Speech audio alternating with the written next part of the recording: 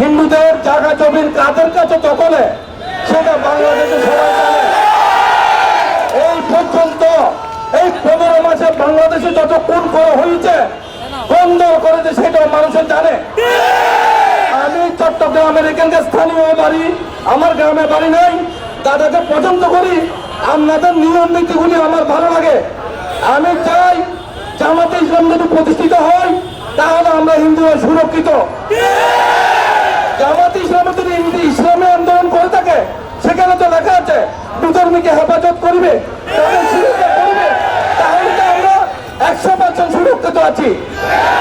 উনি যদি আর জামাতে ইসলামের লোকদের থেকে কোনো কিছু নেওয়ার মতো নাই, দেওয়ার আছে। তাদের চিকিৎসা প্রতিষ্ঠান আছে, তাদের শিক্ষা প্রতিষ্ঠান আছে, ইতিহাস জানলে দেখা যায়। আর 71 সেই মাসি আর বাজাবেন না। এখন আমার ভাই জামাত করে, আমি তাকে সমর্থন দিয়ে যাব। 71 সে রাজাকার বলে এখন আর কোনো কাজ হবে না।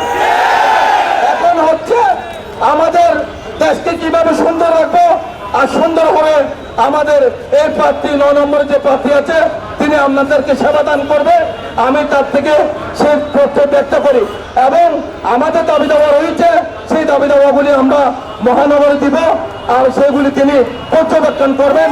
আমরা কিভাবে সুরক্ষা থাকবো সেই কামনা করে এবং আগামীতে দাঁড়িপাল্লায় ভোট দিবেন, আমিও দিব, সেই আশা ব্যক্ত করে আপনাদের সুস্বাস্থ্য কামনা করে আমার বক্তব্য শেষ করলাম।